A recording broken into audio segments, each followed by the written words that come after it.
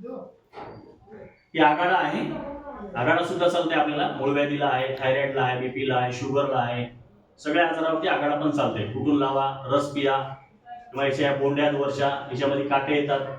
ज्यांना शुगर वाढणार खाव खाव, डॉक्टर सांगतात खा तुम्ही, सकाळी खा, 4-4 घंट्याला खा. पण याची जर खीर करून खाली किंवा याचा भात शिजून खाला, याच्यामध्ये तांदूळ निघतात, तर त्याचा खावखावपणा निघून जातो, त्याला भूक पण लागत नाही. ती ताकद आहे या तांदळामध्ये, आघाड्यामध्ये. विंचू चावला, पाल चावली, साप चावला, याची मुळी उगाळून लावायची. एखाद्या महिला जर आडलेली आहे, नॉर्मल डिलिव्हरी पाहिजे, तर याची मुळी केसामध्ये ठेवतात किंवा कमरेत बांधायची. कुठे ठेवायची शरीरावर, लगेच तत्काळमध्ये तिचं सहज बाळंतपण होऊन जाते. ही ताकद आहे आघाड्यामध्ये. हे लिव्हरसाठी, त्वचा रोगासाठी, किंवा आता लंगडी वगैरे आलेत जनावराला, हे पाजायचा पण रस आणि रस लावायचा पण. किती जखमा जरी असतील, सूज जरी असेल, काय आहे पटकून सांगितलं, वाटोळ करून टाकले तुम्हाला त्या सगळ्या एकावरी शिक्षा पद्धतीने.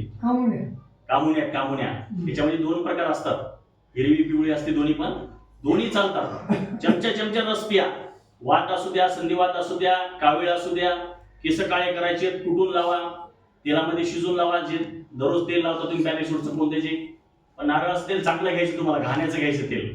अशा कामुने आता सर्व गुण संपन्न आहेत. किती लिव्हर खराब असू द्या, किडन्या खराब असू द्या, तुमच्या फेफडे खराब असू द्या, कानाचा काय आजार असेल कानात टाका, डोळ्याचा आजार असेल डोळ्यात टाका, नाकाचा आजार असेल नाकात हाड वाढलेला असेल, मूळव्याध असेल मूळव्याधीला लावा, रस पिया.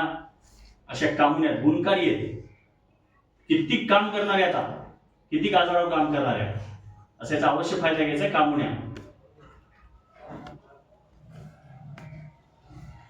हे शरीरामध्ये कोणते